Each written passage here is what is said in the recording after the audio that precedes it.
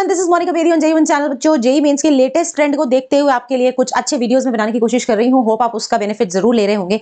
तो यहाँ I have come up with one more video, carbocations के स्टेबिलिटी ऑर्डर। आपको पता होगा कार्बोकेटाइंस के स्टेबिलिटी ऑर्डर पे आजकल बहुत ज्यादा सवाल पूछे जाते हैं।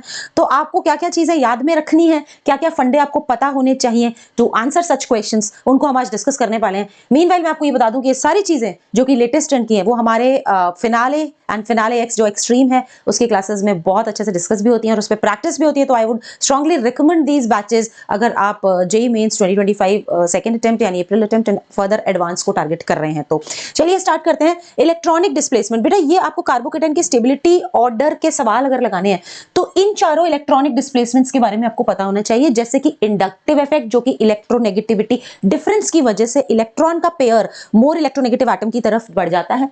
इलेक्ट्रोमेरिक इफेक्ट का कोई खास रोल नहीं होता है इसमें। रेजोनेंस या मीजोमेरिक इफेक्ट की अगर हम बात करें तो रेजोनेंस इफेक्ट जो है उसका तो बहुत अच्छा खासा रोल होता है और रेजोनेटिंग स्ट्रक्चर्स बनते हैं, चार्ज का मूवमेंट या डिलोकलाइजेशन होता है जो फर्दर स्टेबिलिटी देता है। And there is hyperconjugation जो कि रिस्पॉन्सिबल होता है किसके लिए, कार्बोकेटाइन स्टेबिलिटीज में। तो ये सारी चीजें, एक तो आपको बेसिक चीजें क्लियर होनी चाहिए। अब मैं अपने रूल्स पे आती हूँ, जिन रूल्स के आधार पे आप मैक्सिमम सवालों को सही कर पाएंगे।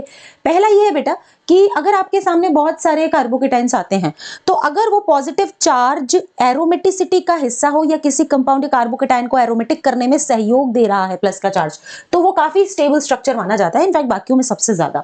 इसके बाद जो इफेक्ट आता है वो रेजोनेंस का आता है कि एरोमेटिक अगर कार्बोकेटाइन का योगदान है उस पर्टिकुलर स्पीशी को एरोमेटिक करने में तो आप उसको कंसीडर करो। उसके बाद में रेजोनेंस स्टेबिलिटी को कंसीडर करो, फिर हाइपर कॉन्जुगेशन की थर्ड प्रायोरिटी आती है और लास्ट में आपकी आ जाती है इंडक्टिव इफेक्ट। ठीक है, दूसरी चीज ये है कि अगला सवाल इस कंपैरिजन के बेसिस पे भी बनता है। मतलब काफी क्वेश्चंस देखे हमने जिसमें आपके सामने अलग अलग कार्बोकेटाइंस दिए हुए होते हैं, उसमें से कोई कार्बोकेटाइन एरोमेटिक होता है, कोई एंटी एरोमेटिक होता है। एरोमेटिक और एंटी एरोमेटिक में क्या फर्क है मैं बता देती हूँ। प्लेनर दोनों होने चाहिए, कॉन्जुगेटेड दोनों होने चाहिए। सिर्फ एरोमेटिक वो होता है जो 4n+2 पाई रूल ओबे करता है, हकल्स रूल, और एंटी एरोमेटिक 4n पाई जहां n 1 2 3 4 कुछ भी हो सकता है। नॉन एरोमेटिक वो होते हैं जो जिनकी प्लेनारिटी बदल जाए, जो टेढ़े मेढ़े हो जाए या जिनमें कॉन्जुगेशन इनकम्प्लीट हो जाए, जिसमें रेजोनेंस अधूरी है, वो सब नॉन एरोमेटिक की कैटेगरी में आ जाते हैं। तो order of stability of carbocations will be aromatic, non aromatic, anti aromatic. ठीक है, एक ये ब्रेड्स रूल है, इंपॉर्टेंटली आपको पता होना चाहिए कि ब्रिज हेड एटम्स जो होते हैं, ब्रिज हेड आप देखो किस तरीके के हैं ब्रिज हेड। जैसे ये एक मैं स्ट्रक्चर बना रही हूं तो ये देखो, ये ब्रिज हेड हो गया, ये ब्रिज हेड हो गया। तो ब्रिज हेड पे कभी भी अगर आप पॉजिटिव चार्ज देखें तो उसको बिल्कुल आखिर में लगा देना, क्योंकि ब्रिज हेड पे पॉजिटिव चार्ज जो होता है वो एक्सट्रीमली अनस्टेबल माना जाता है। चलिए तो कुछ स्टेबिलिटी कंपेयर करते हैं, थोड़ी सी प्रैक्टिस करते हैं और फिर हम आएंगे कुछ ऐसे पीवाईक्यूज पे जिनकी प्रैक्टिस के थ्रू आपको ये फंडा मतलब कॉन्फिडेंस डेवलप होगा आपका। तो इधर ये देखो, ये 3 डिग्री है, ठीक है, ये आपका 2 डिग्री और ये 1 डिग्री। तो कितना सिंपल है, जो carbocation stability order on the basis of inductive effect and hyper conjugation, this is the order. ये तो अपने को पता होता है, हर जे एस्पिरेंट को पता होता है कि कार्बोकेटाइन का स्टेबिलिटी ऑर्डर 3 to 1 डिग्री होता है, क्योंकि पॉजिटिव चार्ज एक गरीब चार्ज है, मतलब उसके पास इलेक्ट्रॉन नहीं है। ठीक है, तो इसको इलेक्ट्रॉन यहाँ 3 दिशाएं से दिए जा रहे हैं, या 2 से दिए जा रहे हैं, या 1 से दिया जा रहा है। तो कार्बोकेटाइन स्टेबिलिटी ऑर्डर ये हमारा फर्स्ट वाले का करेक्ट ऑर्डर हो जाएगा। सेकंड में आप देखो, it is again 3 degree, 2 degree and 1 degree, so this is the correct order. Third में देखो तो नाइट्रो ग्रुप जो है वो स्ट्रांगली इलेक्ट्रॉन विड्रॉइंग होता है मोर देन साइनो। तो अगर आप किसी गरीब से और ज्यादा चार्ज खींचोगे तो उसको अनस्टेबल करेगा, तो दिस इज मोर स्टेबल। और अगर आप इसमें कंपेयर करो तो कार्बन आयन का स्टेबिलिटी ऑर्डर ठीक इनवर्स होता है, यानी कि 3 to 1 का उल्टा 1 to 3, तो ये स्टेबिलिटी ऑर्डर हो जाएगा। ठीक है, और अगर आप यहाँ देखो तो हाइब्रिडाइजेशन स्टेट का फर्क है, कार्बन में sp3 हाइब्रिड है और ये sp2 हाइब्रिड है। आप जानते हैं sp2 हाइब्रिड की इलेक्ट्रोनेगेटिविटी कंपैरेटिवली ज्यादा, और इलेक्ट्रोनेगेटिव एलिमेंट पे पॉजिटिव चार्ज इतना स्टेबल नहीं होता, इलेक्ट्रोपॉजिटिव पे स्टेबल होता है, तो ज्यादा स्टेबल हो जाएगा। अगर मैं Cn- और Cc, ये मुझे लगता है मुझे आपके होमवर्क के लिए छोड़ देना चाहिए, क्योंकि अभी भी जो हमने कंपैरिजंस किए हैं उसके बेसिस पे आप इसको कर पाएंगे। कमेंट सेक्शन में आप मेरे को इसका स्टेबिलिटी ऑर्डर भी जरूर बताना, ठीक है, इन दोनों में से कौन ज्यादा स्टेबल है। आगे चलते हैं, कंपेयर स्टेबिलिटी ऑर्डर में देखो यहाँ पे रेजोनेंस है, डबल सिंगल पॉजिटिव, रेजोनेंस है, डबल सिंगल पॉजिटिव। इसका मतलब रेजोनेंस इन तीनों का कॉमन फैक्टर है। तो फिर कैसे जजमेंट होगा स्टेबिलिटी का, तो फिर आप इंडक्टिव के इफेक्ट पे देखेंगे, this is 1 degree, this is 2 degree, this is 3 degree, तो this is the correct stability order. इसमें आप देखो double single positive and then पूरा ही वो एरोमेटिसिटी है, मतलब एरोमेटिसिटी नहीं बोलना चाहिए, रेजोनेंस एक्सटेंड हो गया। तो तीनों रेजोनेंस स्टेबलाइज्ड है, बट जो एक्सटेंट ऑफ रेजोनेंस है वो इस तरीके से बढ़ रहा है, तो resonance increases, stability also increases. इधर भी हम देख सकते हैं, जैसे देखो यहाँ पे रेजोनेंस है जबकि यहाँ पे नहीं है रेजोनेंस, और इधर हम देखेंगे देखेंगे तो इधर भी रेजोनेंस नहीं है। इनफैक्ट जो आपका sp2 हाइब्रिडाइज्ड कार्बन है वो पॉजिटिव चार्ज के साथ में रेजोनेंस में तो नहीं है, बट माइनस है, इफेक्ट जरूर लगा देगा, तो ये इसको डिस्टेबलाइज करेगा। तो what will be the correct order? Resonance stability को हम प्रायोरिटी पे रखेंगे, उसके बाद ये और ये डिस्टेबलाइज, तो 1 2 3 will be the correct order. This is the decreasing order of stability. ठीक है, अब हम करते हैं कुछ क्वेश्चंस जो कि आसानी से इन फंडामेंटल्स के आधार पर हो सकता है। Stability order of the following carbocation, जैसा कि अभी मैंने आपको पढ़ाते वक्त बताया कि अगर पॉजिटिव चार्ज का योगदान होता है किसी कंपाउंड को एरोमेटिक रखने में, क्योंकि it's a part of the aromatic thing, तो वो सबसे ज्यादा स्टेबल माना जाएगा। तो सबसे ज्यादा स्टेबल 3 हो गया इस रीजन से। फिर मैंने कहा था रेजोनेंस को वैल्यू करेंगे सेकंड प्रायोरिटी पे, तो एक्सटेंट ऑफ रेजोनेंस सबसे ज्यादा इसमें, क्योंकि 3 बेंजीन रिंग है, इसमें 2 बेंजीन रिंग है, इसमें है ही नहीं, तो 3 1 2 एंड देन 4th, क्योंकि इसमें बिल्कुल सिंपल 2 रेजोनेटिंग स्ट्रक्चर्स बन रहे हैं, बाकी में काफी ज्यादा बन रहे हैं। तो एक्सटेंट ऑफ रेजोनेंस के आधार पे मैंने फर्स्ट सेकंड एंड फोर्थ को ऑर्डर लगाया है, वाइल थर्ड जो है वो सबसे स्टेबल है, क्योंकि उसका पॉजिटिव चार्ज उसको बेसिकली एरोमेटिक करने में रोल प्ले कर रहा है। तो 3 1 2 एंड 4th, 3 1 2 एंड 4th, तो हमारा करेक्ट आंसर 4 हो जाएगा। आगे देखो stability order of the following compounds is, अब ये भी उसी टाइप का क्वेश्चन है जो कि अगेन 2025 के जेईई मेंस के क्वेश्चन पेपर में पूछा गया है। एंड इसके अंदर भी वही है कि सबसे ज्यादा जो स्टेबल होता है वो एरोमेटिक होता है। देखो 1 2 3 4 5 6, तो ये आपका हकल्स रूल ऑबे कर रहा है, तो दिस स्पीशीज एरोमेटिक है ना।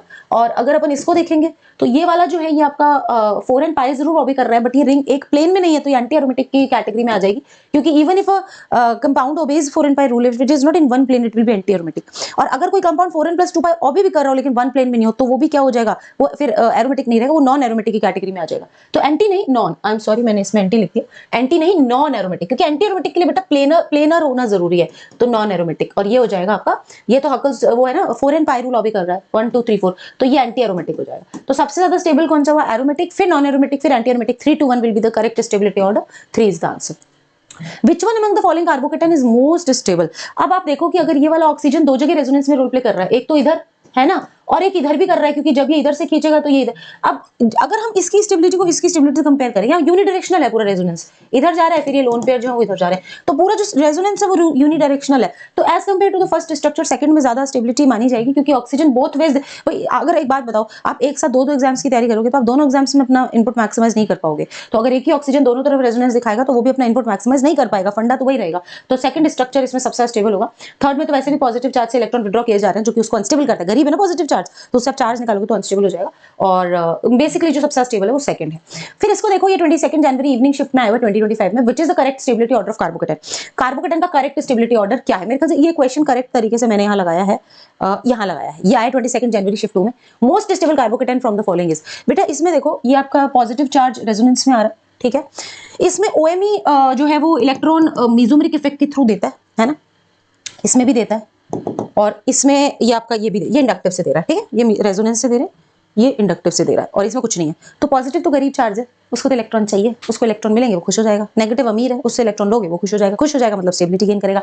तो अगर आप देखो तो यहाँ तो इंडक्टिव, इसको तो छोड़ दो, यहाँ कुछ भी नहीं, इसको भी छोड़ दो, क्योंकि यहाँ डोनेटिंग ग्रुप ऑब्वियसली कार्बोकेटाइन्स की स्टेबिलिटी को बढ़ाएंगे, बट वन इज एट और मेटा पोजीशन है, one is at this para position. तो पैरा पोजीशन पे आपका मेटा के करते जो रेजोनेंस होता है वो स्ट्रॉन्ग होता है, ऑर्थो एंड पैरा पोजीशन ज्यादा एक्टिव होती है, तो करेक्ट आंसर इसका 3 हो जाएगा। इसके पिछले सवाल में जो कि 2024 में आए, देखो कार्बोकेटाइन के स्टेबिलिटी ऑर्डर्स आपको हर साल मिलेंगे, हर साल क्वेश्चन आता ही आता है, तो इसको आप अच्छे से इसकी प्रैक्टिस करो। यहाँ देखो NH2 ये लोन पेयर है पूरा इस तरीके से रेजोनेंस में, इधर देखो यहाँ पे है, फिर देखो ये अगर हम देखें तो लोन पेयर, फिर मतलब ये पूरा इस तरीके से रेजोनेंस में, जबकि यहाँ देखो इसको बोलते हैं अल्टरनेट कॉन्जुगेशन। अगर मैं इसको डिफाइन करूंगी, इसको बोलेंगे अल्टरनेट कॉन्जुगेशन, है ना, कॉन्जुगेशन, दिस को अल्टरनेट। और अगर वो एक ही दिशा में होता है ना, पूरा सिंपल, पूरा यूनिडायरेक्शनल होता है, ओनली इन वन डायरेक्शन, तो हम उसको क्या बोलते हैं, हम उसको बोलते हैं एक्सटेंडेड कॉन्जुगेशन।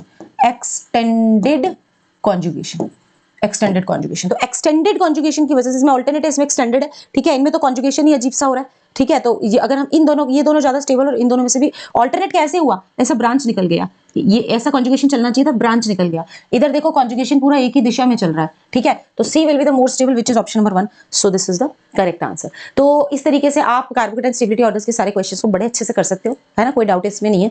और ऐसे छोटे छोटे वीडियोस बहुत सारे मैं डालूंगी, और आप जितना इन वीडियोस पे अपना अच्छा रिस्पॉन्स दोगे उतने ही वीडियोस में और डालूंगी। ये छोटे वीडियोस बहुत बेनिफिशियल होते हैं अगर किसी स्टूडेंट को ना पर्टिकुलर कॉन्सेप्ट में प्रॉब्लम होती है, तो इंस्टेड की वो पूरा टाइम खराब करता है अपना पूरे लेक्चर के बीच में उस फंडे को ढूंढने में, ये छोटे वीडियोस हमेशा बेनिफिशियल रहते हैं। तो ऐसा ही एक वीडियो मैंने इनर्ट पेयर इफेक्ट का भी डाला हुआ है, किसी को कोई दिक्कत हो, और आप इस वीडियो के कमेंट में बताना कि आपको किस कॉन्सेप्ट को समझना है। ठीक है, कि कौन सा पिन पॉइंट कॉन्सेप्ट है जिसके आपको मेजर फैक्टर्स को क्लियरली छोटे वीडियो में समझना है। आप जो जो कमेंट में लिखोगे मैं उस पर वीडियोस जरूर बनाऊंगी। ठीक है, थैंक यू सो मच बच्चों। साथ ही मैं बता दूं कि हमारा फिनाले एक्स बैच ऑलरेडी चल रहा है, बहुत कम लाइव क्लासेस अभी इसमें हुई हैं, जस्ट स्टार्टेड है। इसको जरूर ज्वाइन करो क्योंकि इसमें ये सारी कॉन्सेप्ट्स जो आजकल ट्रेंड में है वो बहुत ज्यादा हम इसमें पढ़ा भी रहे हैं और प्रैक्टिस भी करा रहे हैं और लाइव इंटरेक्शन के साथ करा रहे हैं। इसी के साथ साथ मोस्ट अफोर्डेबल है ये, ओनली 1999 में आपको पूरा कॉम्बो मिल रहा है फिनाले और एक्सट्रीम का, जिसमें आपकी मेंस और एडवांस दोनों की proper classes live classes scheduled है।